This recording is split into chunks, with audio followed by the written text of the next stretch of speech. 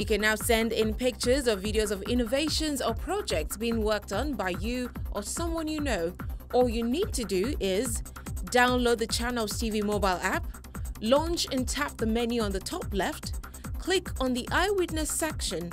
You'd see a camera feature both at the top right and bottom right. Click on any. You'd see an option to either take a picture, record a video, or upload from your gallery. Select what you want to upload, give a description, add a report title, and in this case, TechTrends/My Innovation. Add your name, and you can also include a number for a follow-up. Agree to the terms and submit your report. You can also share via our social media handles showing on the screen using the hashtag #MyInnovationOnTechTrends.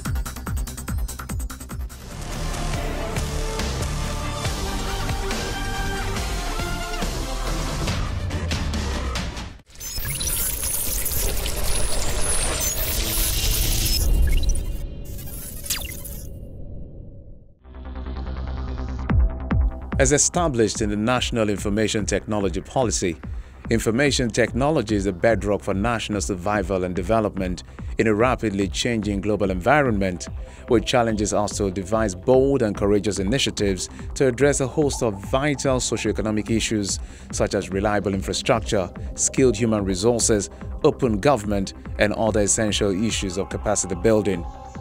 An information technology policy built on reliable human resources and infrastructure constitutes the fundamental tool and means of assessing, planning, managing development change, and for achieving sustainable growth. It is for this reason that every progressive country has a national IT policy and an implementation strategy to respond to the emerging global reality and thus avert becoming a victim of the digital divide. A developing nation like Nigeria that aspires to participate effectively and become a key player in the emerging information age needs to have in place a highly efficient information technology system driven by a vibrant national IT policy. Hence, the approval of the Nigerian National Policy on Information Technology in 2001 to make Nigeria an IT-capable country in Africa and a key player in the information society by the year 2005, using it as the engine for sustainable development and global competitiveness. Our guest on the show is Chris Owaje, past president of the Institute of Software Practitioners of Nigeria. He was one of the pioneers of Nigeria's IT policy and has been at the forefront of ensuring that Nigeria truly leverages technology to speed up our development. We were looking at knowledge parks like we saw in Singapore, like we saw in Ireland, like exists in Silicon Valley for Nigeria. You're looking for an ecosystem where you have about 10,000 Nigerian bright minds, doing stuff in IT. I've not seen it. It doesn't happen there. When compared to what India is doing, I mean, I wept for the country when we went to Infosys, where you have 100,000 people with 85,000 residents in campus doing IT with 25,000 people doing software alone. So you can compare that vision to what we have. Up till now, our companies, cannot compete globally because we are too mushroom, we are too small. The largest company that we have used to be CSA with 165 programmers, and now we have probably system spec with close to 400. That doesn't resonate into the scale of what is happening all over the world. And I think it's because of this ignorance and of course the gap of understanding the benefit of what information technology can bring to the survivability and development of the country. That is the gap, and that gap resides at government quarters. Because all over the world, every government is pushing, is promoting, is sustaining, is protecting the IT ecosystem. Because at the end of the day, from research to deployment, it's about human being. What can the human being say? If you don't believe that Nigerians can do it, then automatically that's probably why we are not supporting it. But really, Nigerians can do stuff, as it has been proven elsewhere.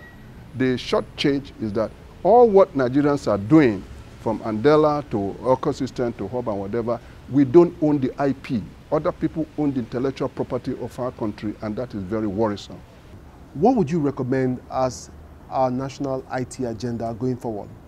Nigeria has to restructure the digital ecosystem as the most important aspect for the survivability of the country. And it comes from governance. There has to be not just a Ministry of Communication. When we drafted the concept for establishing a Ministry of Information Technology. When I say we, CPN, ISPON, and NCS, okay? I was instrumental in carrying that paper to Chief Bayonigo, who was a minister. And of course, Professor Isong was able to have the listening ear of others to make sure that that ministry was created. This paper is still there. What we are saying is that structure apart, you need to have the implementation arm and organ of the structure. Now, this structure we are talking about, the framework should be you have a Chief Information Technology Officer of Nigeria, just like we have in the White House, you have in India, you have in Britain, you have. That is the way there has to be a Chief Information Technology Officer. And this will now be, if you want, just like we have the Auditor General of the Federation, you have the Attorney General of the Federation, you have a CIO General of the Federation, you must have an office where everything will resonate. That's structure number one. Now, structure number two, his objective, his mandate will be to ensure that Nigeria builds a digital cloud that will harness all the data that we have in Nigeria and filter them to know what is going out or what is coming in, just like we have the fiber optic, male and female, that is exchanging data. Let's talk about e-government, which you have also done a lot of work with. Do you think that e-government is a sure way of reducing corruption to the barest minimum? Yes and no. Yes and no in the same place, that because e-governance really is about data structuring, okay? So what flows within that data, has to be tracked, has to be secure. So you're not talking about e-government security. You find out that the European Union thread or framework for e-government is a secure channel where everybody is seeing everybody what you're doing. But in oral government or manual government is covert. People hide what they do. But we thank God, government processes in the last 15 years used to be that when people want to review what they do, they burn down the file.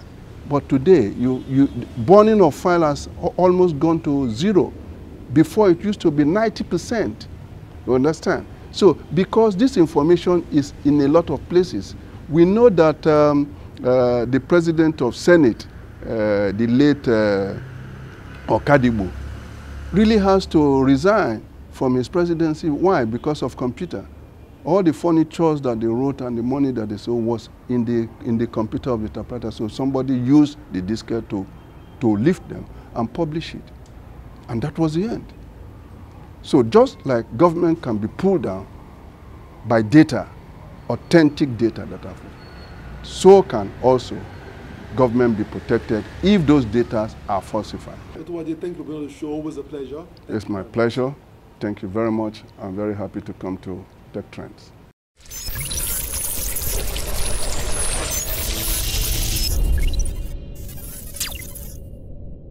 What excuse does Nigeria have not to play big in the fourth industrial revolution? If you ask me, I'll say absolutely none, other than the fact that we don't seem to be prepared. Well, it's important to point out that the world is not waiting, and one of the ways to avoid tech colonialism that is already happening is to step up our game and begin to own our own intellectual properties, plus whatever data that will flow through them. Now, it's not a joke that countries are banning one tech giant or the other, while others are replacing legacy operating systems nationally just to maintain their sovereignty. Nigeria believes it's a sovereign nation. Well, that is given.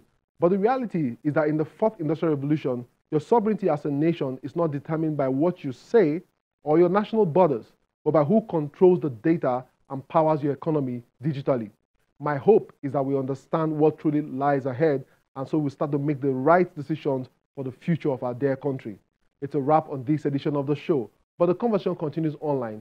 Join us on social media. Remember, You can watch the entire show on the Channels TV YouTube account or by checking out cfablog.ng. For Tech Trends, I'm Chukwemeka Agbata.